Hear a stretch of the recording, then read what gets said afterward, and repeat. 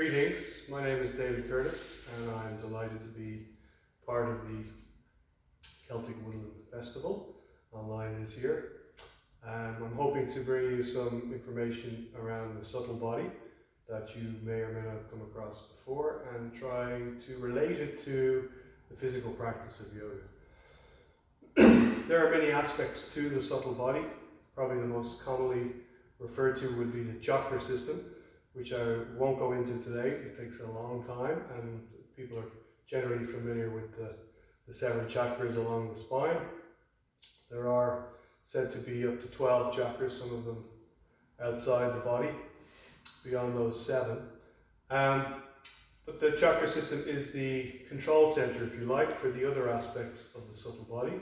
And some of those aspects are called the Nadis, which people will probably be familiar with as well. The Nadi channels are said to be hollow, some of which are only the width of a hair. And what travels through the Nadi system is the prana, or the life force, more specifically known as Vayu, or wind. There are 5 Panchavayus, or 5 winds, corresponding to different body functions, different areas in the body, and I'll talk about them predominantly and how they relate to the physical practice, the posture practice. So that when you're practicing the postures, you might be a little bit more aware of which Vayu is being stimulated, activated, and therefore has a specific function on a more specific part of the body, i.e. an organ, for example. Some of the other aspects to the subtle body, of course, would be the koshas, the marmas. Won't get into those again. You could pick one aspect of the subtle body and talk for at length, of course. So I'm going to focus predominantly on the Vayus and the Nadis, their position in the body and their function, and how that corresponds to the posture practice. Okay, so some of these diagrams might be of benefit if you can see them well. This aspect here is highlighting the Panchavayu. So Pancha is 5, the 5 winds. There are also 5 sub-winds that deal with things like sneezing, smaller functions in the body. The first one I'd like to talk about is a Panavayu. A Panavayu is associated with the region of the body associated with the navel and to the feet, and then from the heels to the base of the skull. So it does cover quite a significant portion of the body, you might say nearly 2/3 of it. A Panavayu is associated with everything to do with elimination. So defecation, urination, sexual reproduction, even childbirth is said to be a form of a Panavayu. And in the Ayurvedic text they mention that one of the first aspects of disease, or first showing of disease in the body, is a weak Panavayu. And one of the probably most common physical movements, or lack of, you might say, in the modern day is sitting at a desk, for example. It's a kind of a locked position that kind of restrains movements in the hips and the lower organs. So if you're sitting at a desk all day, you might find that the hips are very stiff, that there's a lack of mobility in the legs, and a Panavayu, the movements associated with a Panavayu would be the likes of squatting, lunging, taking weight on one leg or both legs, legs straight, knees bent, and very much a pumping action. These activities allow the Panavayu to circulate and to move correctly, and therefore it doesn't allow a buildup of toxicity, which they call ama in the Ayurvedic tradition. So a Pana, if you consider it from the feet to the head, on the back, and from the navel to the feet, you can think of lots of activities that would stimulate a Pana, but the aforementioned ones, most importantly squatting and lunging, would be very important. Taking weight on your bones is also very important, which stresses the bones, which stresses the blood. So when you stress the blood, then of course the organs aren't as taxed, so the blood is more purified. The other aspect of a Panavayu is its negative force, not negative in the sense of bad, but in the sense of the opposite to positive. So negative would be a drawing down force, pulling down, and particularly in this day and age when people spend a lot of time on their phones and computers, they then spend a lot of time in the head, right? So Apana, taking weight on your feet, stressing your bones, for example, pulls that energy down into the feet, into the legs, and therefore creates a sense of groundedness.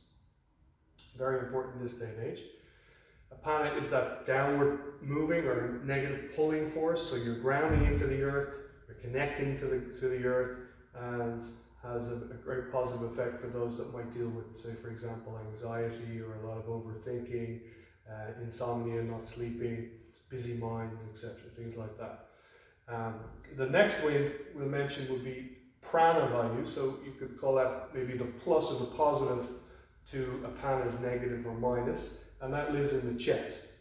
It's said to live from the navel to the throat, and it's in charge of the organs of the chest. Of course, that would be the lungs and the heart, where apana would be in charge of the organs associated with the lower abdomen, so for example the small intestine, the bladder, sexual organs, etc., and part of the large intestine. With pranavayu, it deals with the inhalation, where apanavayu is in control of the exhalation. So if you think of activity, try to consider, what activities would stimulate prana or apana? Think of inhale and exhale. So obviously for the exhalation with apana, you'd be thinking of things like forward bending. Folding from the waist would stimulate the navel, of course, and is predominantly exercising an exhalation. With prana, you're dealing with the inhalation. So obviously activities that stimulate or activate the inhalation, back bends would be a good example, arm balances might be a good example, certain inversions would stimulate the inhalation. And of course, dealing with the organs of the chest, the heart, and the lungs, so you're also dealing with their health, maybe contributing to the high or low blood pressure, contributing to a smooth, even breath, and smooth, even inhale and exhale, even though one might be more accentuated than another.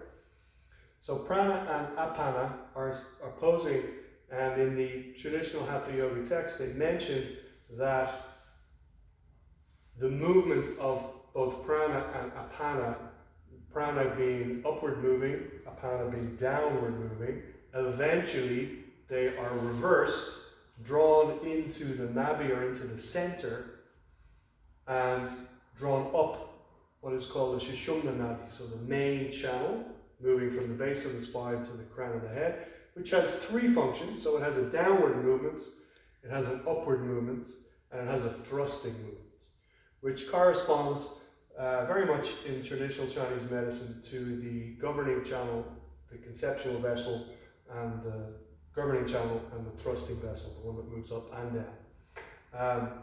There are other similarities to the meridian system in the Chinese medical system. For example, if you see these nadis, they don't look dissimilar to the meridian system. They have 12 meridians in the acupuncture system, predominant 12 meridians. In the Ayurvedic system or the yogic system, it's 13 because the main channel has that three functions again.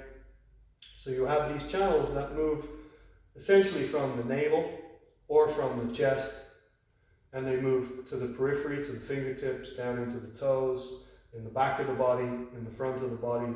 They move around the waist from left to right, right to left. They move up the front from the root, pelvic floor to the crown or to the throat, and then the same on the back of the body. So these nadis carry the winds like prana, like apana, around the body, and if they're obstructed through tightness, stiffness, trauma, the winds don't get to move in a clean, efficient manner. So for example, if you were looking to unblock prana, or what they would call chi in the Chinese system, you would go to an acupuncturist and they would stick needles in areas that the prana was blocked. In the yoga practice, we use the physical posture to unblock these channels so that the winds can travel freely. So if you think, for example, forward bends are a great activity to practice if you're feeling constipated or a lack of regularity with the stool, then you do a lot of forward bending, a lot of twisting is going to stimulate apana to eliminate, is going to stimulate samana, which is the next wind. Samana is the equalizing wind, and it lives in the waist. So it corresponds to the nadis associated with the front and the back of the waist. Twisting, forward bending, again, very obvious examples of activities that you would use to stimulate samana vayu. The assimilating wind means it assimilates the nutrients, the foods that the body needs. Apana will expel those waste products that are not needed. Samana will assimilate the nutrients that is needed into the likes of the small intestine and the duodenum. And then the next wind, the Vayana Vayu, will circulate the assimilated nutrients from the center out to the periphery. So you assimilate the nutrients through Samana Vayu, then you distribute them throughout the body, through the limbs in particular, through Vayana Vayu, which is the circulating wind. Yeah? And then finally we have Udana Vayu, which lives in the throat and is said to be in control of the organs of the head, so obviously the brain, and the eyes and ears and so on. Udana corresponds to the thrusting, the upward and downward movement in the central channel in Sushumna Nadi, so the ability to move energy up, down, and thrusting. And those 5 winds essentially contribute to the health of all the life functions. So of course, again in review, you have the lower body, below the navel, dealing with anything to do with elimination. The central, in the center there's Samana Vayu dealing with assimilating nutrients. Vayana Vayu dealing with distributing those nutrients. Prana Vayu taking in, for example, through the lungs, will take in the prana and then be purified through the heart and the lungs and the circulatory system. And these all work together. Yeah? So in yoga, we have to generally start with the Panavayu so that we get the digestive system working correctly. We stimulate what we call the Agni, the inner fire, and that inner fire helps us assimilate, digest, and get things moving. Without that fire, if there's a weakness in the fire, then there's a weakness in the wind, there's a weakness in the ability to assimilate foods, and it's well known at this stage, particularly even from the Western point of view, that the gut plays an enormous role in immunity, for example, and the ability to assimilate nutrients and distribute them. Yeah? So if you look at some of the key activities in yoga, they are dealing with standing activities, with stimulating the leg energy and the waist energy. Yeah? It's all well to have a wonderful back bend, but if there's not a forward bend to go along with it, then there's not a balance. It has to be a counterbalance there. So hopefully that gives you an indication of how you might go about practicing the postures with a little bit more understanding of the nature of the Vayus and which poses are associated with each Vayu. So if you're doing forward bending, for example, you're dealing with the Pana Vayu, twisting would stimulate Samana Vayu, arm balances, back bends, Prana Vayu, movement with coordinated movement with the arms and the legs will of course stimulate Vayana Vayu, and when you're working with the inversions, for example, then you're specifically targeting Udana Vayu. So hopefully that's of help, and I look forward to seeing you again. Namaste.